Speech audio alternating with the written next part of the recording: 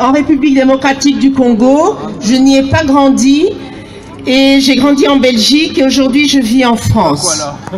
Quand j'ai installé Internet dans ma maison en 2004, j'ai découvert que dans mon pays d'origine, il y avait une guerre économique qui avait déjà fait plus de 5 millions de morts. Plus de 500 000 viols de masse, crimes de guerre, plus de 500 000 vagins de femmes détruits, nettoyage ethnique pour le pillage de matières premières, le coltan. Vous avez tous un portable, vous avez du sang des Congolais dans votre poche et dans vos portables, dans le jeu de vos enfants, dans vos PlayStation, dans vos voitures, l'aéronautique, voilà, les jeux de vos enfants. Nous avons tous du sang des Congolais dans nos portables. Et jusqu'à il y a un mois, il y a eu encore 200 viols de masse à l'est de la République démocratique du pays. Dans le silence le plus complet. Donc moi, quand je découvre ça, ça existe déjà depuis 10 ans. Donc, mesurez le poids de ce silence. Alors quand on massacre dans la salle de rédaction de Charlie Hebdo, je suis choquée. Choquée de quoi? Choquée des mots qu'on utilise. Charnier, barbarie, terrorisme, on n'acceptera pas ça. Le silence tue. Tous ces termes, on les entend depuis 20 ans chez moi. Ça fait 20 ans que le silence tue. Ça fait 20 ans que nous militons. Ça fait 20 ans que pas un seul jour ne passe sans que les militants des droits humains de la République démocratique du Congo, 7 fois la France, 80 fois la Belgique, son pays colonisateur, n'envoient des SOS, des rapports aux Nations Unies, réclament un tribunal pénal international depuis 1993. Nous connaissons nos agresseurs. C'est une guerre économique. Le Congo n'est pas en guerre. On tue, on massacre, on viole des bébés de 9 mois aux grands-mères de 70 ans passés.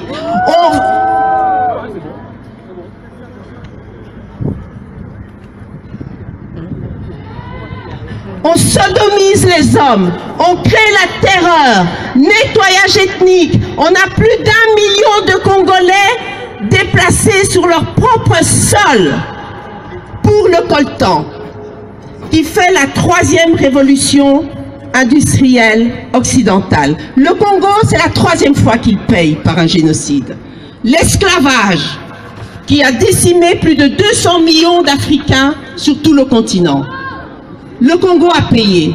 Léopold II, la colonisation, plus de 9 millions de Congolais pour le caoutchouc, l'ivoire, qui a construit l'Occident. Et aujourd'hui, nous payons encore pour le développement. Et on dit que nous sommes des pays pauvres. Nous sommes les pays les plus pauvres.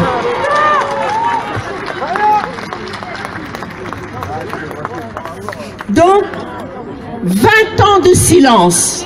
20 ans de silence à essayer de sensibiliser nos frères africains pour leur dire attention, ce qui nous arrive va arriver chez vous. C'est arrivé en Côte d'Ivoire. Avant le Congo, c'était le Soudan. Tout ça n'est pas du hasard. C'est arrivé en Côte d'Ivoire, au Mali. Maintenant, c'est la Centrafrique qui est au nord. Toutes ces divisions de nos pays, ce n'est pas un hasard. C'est vrai. Informez-vous. Ce n'est pas les masses médias qui vont vous informer. Ce n'est pas la voix de l'Afrique. Nous ne voulons pas du monde qu'on prépare. Je n'en veux pas pour mes enfants. Je suis française. Je ne veux pas de ça pour les petits Français. Je suis congolaise. Je ne veux pas de ça pour les petits. Toute cette haine qu'on prépare pour la génération future. Je ne veux pas que mon enfant, parce qu'il a la peau noire, demain, pour protéger la terre de ses aïeux, commence à s'attaquer à son ami d'enfance parce qu'il est blanc de peau. Parce que le fait, il est là. On nous réduit à cela. Refuser. C'est pour ça que je suis heureuse que ce soit des jeunes qui organisent cela. Il faut que les jeunes, il faut bouger. Refuser ce monde qu'on vous prépare. Parce que nos enfants ne se laisseront pas faire. On nous a massacré plus de 8 millions de morts. Et les criminels sont venus ici dire « Je suis Charlie ».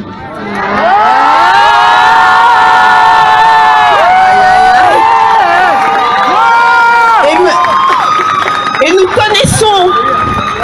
connaissons nos agresseurs. Ceux qui nous violent ne parlent aucune langue du Congo. Ce sont les petits pays voisins, lourdement armés par la communauté internationale. Lisez les rapports des experts de l'ONU. Ah non. Il y a des hommes ici qui ont parlé. Ils n'ont pas arrêté de parler, les hommes. Je suis une femme, je parle. Parce que les femmes congolaises...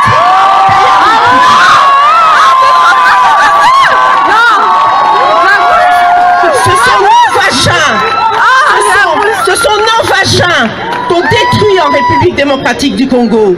Alors, le message que j'ai pour vous, parce que j'ai été à l'Est, de ces femmes de l'Est, de ces survivantes, elles vous disent, nos vagins sont fatigués. Elles ne parlent pas le français. Mais la seule phrase qu'elles vous disent, je vous demande de le répéter avec moi. Filmez, je vais le leur envoyer. Comme ça, vous direz que j'ai accompli ma mission. Nos vagins sont fatigués. Nos vagins sont fatigués. Nos vagins sont fatigués. Nos vagins sont fatigués. Merci. Merci.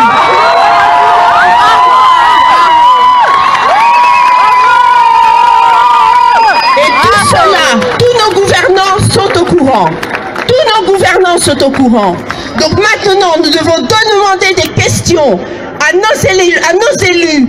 Pourquoi vous taisez-vous? Vous nous avez dit que pour Charlie, il ne fallait pas se taire. Pourquoi depuis 20 ans, vous vous taisez pour le cœur de l'Afrique? Parce que le Congo, c'est le cœur de l'Afrique. C'est la gâchette de l'Afrique. Si le Congo est libre, toute l'Afrique est développée. Je viens d'enterrer mon père qui a fait l'indépendance au mois d'août. Ils avaient 19 ans, 20 ans quand ils ont fait les indépendances. Ils étaient courageux. La grande responsabilité de la diaspora africaine, nous avons une immense responsabilité. Il faut avoir honte.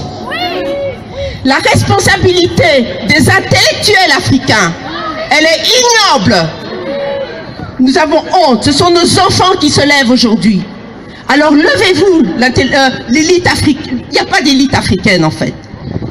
Et parce que les peuples luttent, il faut voir ce qui se passe sur le terrain. Ils résistent. Et la diaspora a une grande responsabilité de soutenir ces résistances dans nos pays. Au Congo, ça bouge. L'islam extrémiste arrive au Congo-Kinshasa. Nous avons des musulmans à l'Est. Et nous sommes bien avec eux, c'est calme. Mais l'extrémisme arrive. Parce que la communauté internationale, jusqu'aujourd'hui, se tait, ne fait rien. Et les criminels se retrouvent avec un siège au Conseil de sécurité. Alors, informez-vous sur les réseaux.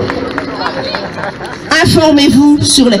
Téléchargez tous les rapports des experts de l'ONU sur le site de l'ONU, RDC, et vous allez comprendre ce qui se passe dans tous les pays africains. Parce qu'en fait, c'est un seul grand pays, l'Afrique.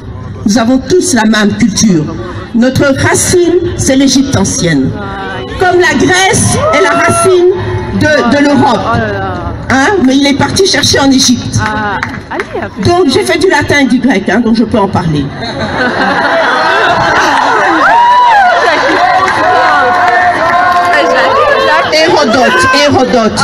Hérodote, le premier sociologue grec, il est parti en Égypte.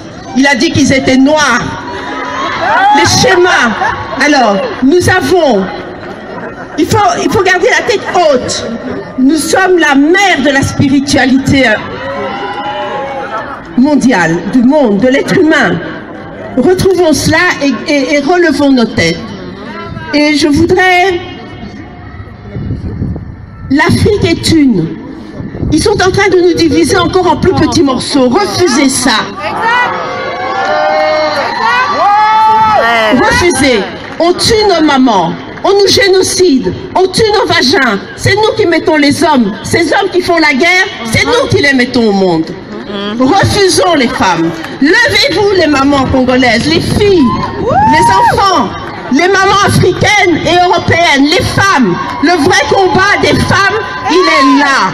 Et je ne suis pas féministe et je ne le serai jamais.